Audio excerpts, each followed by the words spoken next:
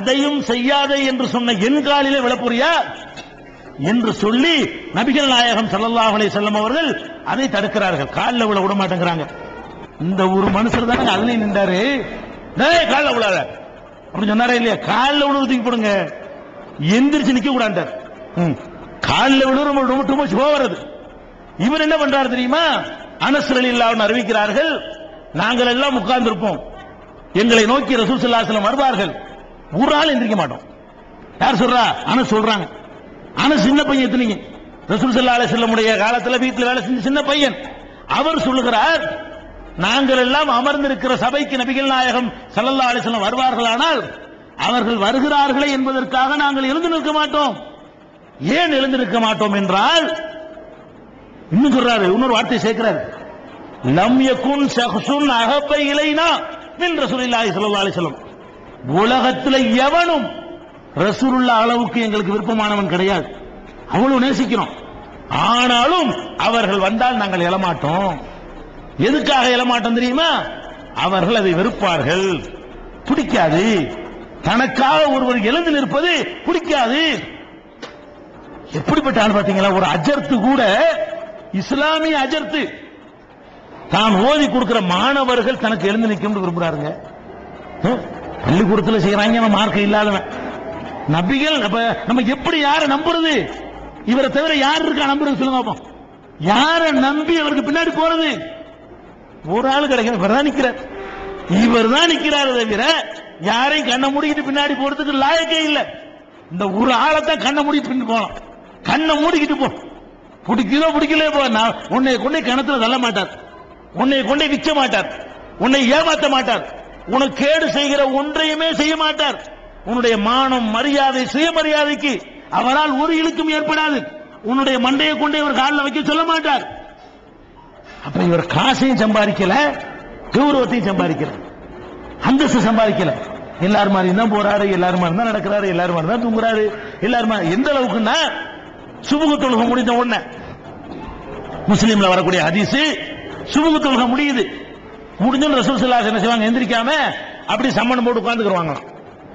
சஹாபாக்கள் முன்னாடி உட்கார்ந்து இருப்பாங்க. உட்கார்ந்தா ஒரு அஜர்த்துக்கு முன்னாடி அப்படி உட்கார முடியாது, ஒரு வாத்தியாருக்கு முன்னாடி அப்படி உட்கார முடியாது. இவர் என்ன பண்றாரு? நபிகள் நாயகம் எதுக்கு சொல்றேன்னு கேட்டா, ஒரு மனிதன் எவ்வளவுக்கு நம்மளை தரம் தாழ்த்த முடியும் அவ்வளவுக்கு தாழ்த்த பார்க்கறான், சாதாரண தலைவர்கள் எல்லாம். இவர் என்ன பண்றாரு? ரசூல் ஸல்லல்லாஹு அலைஹி வஸல்லம் அவங்க தான் வரும்பொழுது எழுந்து கூட நிக்க கூடாது. நான் வந்தேன்னு சொன்னா எழுந்து நிக்க கூடாது. சில நேரங்களில் வார்த்தைகளை கூட குறைய புகழ்வது விரும்புவாங்க, வச்சுட்டு புகழ்வாங்க. பார்த்திருக்கீங்களா? ஒரு தலைவர் உட்கார வச்சுக்கிட்டு, அவர் எப்படிப்பட்டவர் தெரியுமா, இப்படிப்பட்டவர், ஆஹா ஓஹாமாங்க, உள்ளத்திலிருந்து வர வாயில தான் வரும். இவர் என்ன செய்யறாரு? லா துத்ரூனி கமா அத்ரத்தின் நசாரா ஈசா இப்னு மரியம், மரியமுடைய மகன் ஈசாவை சமுதாயத்தவர்கள் எல்லை மீறி புகழ்ந்தது போல என்னை எல்லை மீறி புகழாதீர்கள். என்னை பற்றி பேசுவதாக இருந்தால் அல்லாஹ்வுடைய அடியான் என்று சொல்லுங்கள், அல்லாஹ்வுடைய ரசூல் என்று சொல்லுங்கள், வேற ஒன்றும் சொல்லாதீர்கள். லா யஸ்தஹவி அன்னக்கும் ஷைத்தான், ஷைத்தான் உங்களை திசை திருப்பி விட வேண்டாம். என்னை புகழ்றேன்னு சொல்லி கடவுளாக்கிற கூடாது. இந்த மனிதருக்கு எப்படிப்பட்ட மனிதன் பாத்தீங்களா? தன்னை வரையக்கூடாது போயிட்டாரு. எப்படி இருப்பாரு தெரியலங்க. அந்த காலத்துல இந்த உருவப்படங்கள் அப்படி சூப்பரா வரைகிறவங்க இருந்தாங்க. அதுக்கு முந்தின காலத்துல எல்லோரும் அஜந்தோ ஓவியங்கள் எல்லாம் அவருக்கு முந்தின காலத்தில் உள்ளது. அவ்வளவு அற்புதமா தத்துருவமா வரையக்கூடியவர்கள் இருந்தார்கள். இவர் என்ன பண்றாரு? மூச்சு வரையக்கூடாது. நான் எப்படி இருப்பேன்னு கூட அவனுக்கு தெரியக்கூடாது. தெரிய மாட்டேங்க நமக்கு எப்படி இருப்பாரு. என்னுடைய அவர், ஆனால் அவர் தான் நிக்கிறார். தனக்குத்தானே சிலை செஞ்சவன்லாம் காணாம போயிட்டான். கட் அவுட் வச்சவன்லாம் மண்டையை போட்டு போயிருவான். இந்த யாருக்கு கட் அவுட் இல்லையோ, யாருக்கு உருவச்சிலை இல்லையோ, யாருக்கு உருவப்படம் இல்லையோ, அவர் தான் நிக்கிறார். நிக்கல. கட் அவுட்ல நிக்கிறவன்லாம் நிக்கல, சிலையா நிக்கிறவன்லாம் நிக்கல. யாருக்கு சிலை இல்லையோ அவர் நிக்கிறார். நம்முடைய உள்ளங்களில் நிக்கிறார், வரலாற்றில் நிக்கிறார், சரித்திர ஆசிரியருடைய எழுத்துகளிலே நிக்கிறார், நிமிர்ந்து நிற்கிறார். அவர் ஒரு ஆத்த நிற்கிறார்.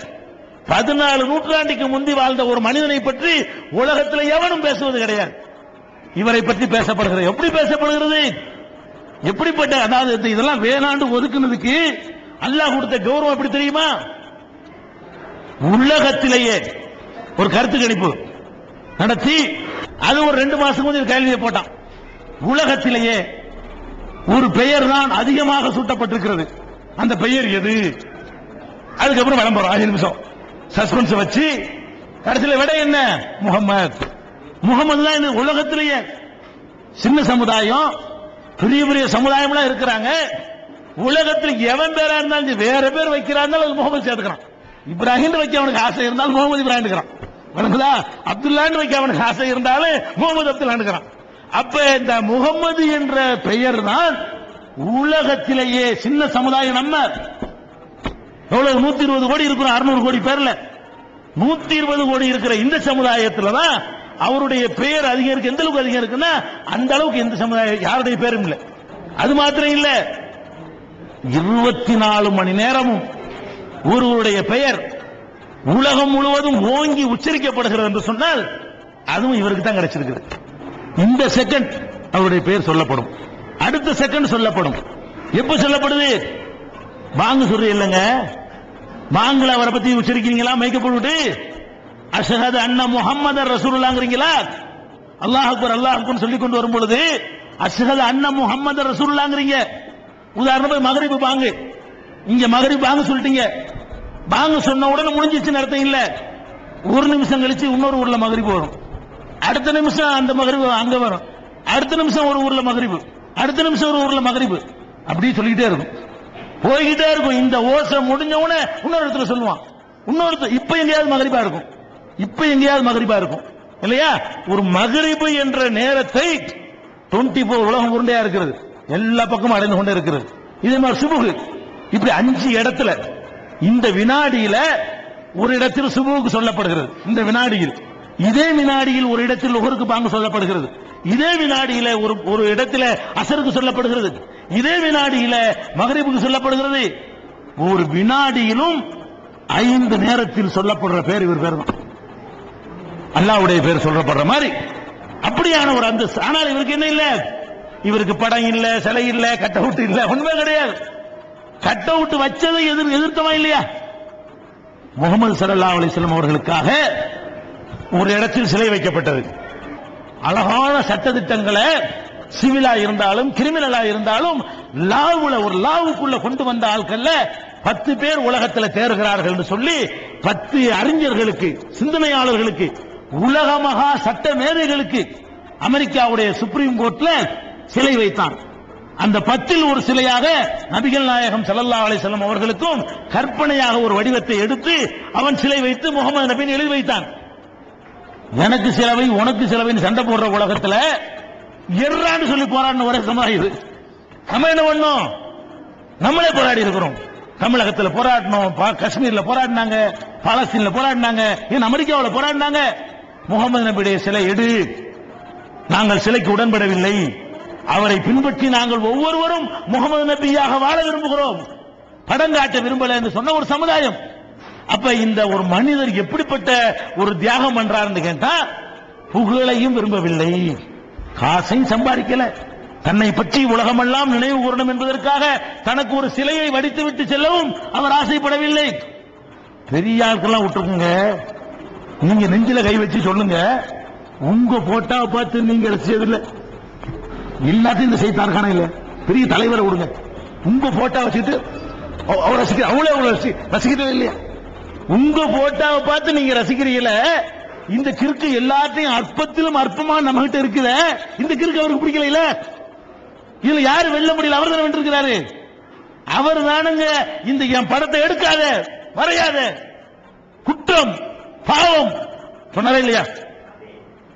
அப்ப ஒரு மனிதரை பின்பற்றி செல்வதாக இருந்தால் இந்த மாதிரியான அப்பழுக்கற்ற நேர்மை இருக்கணும், அப்பழுக்கற்ற தூய்மை இருக்கணும், பரிசுத்தமான வாழ்க்கை இருக்க வேண்டும்.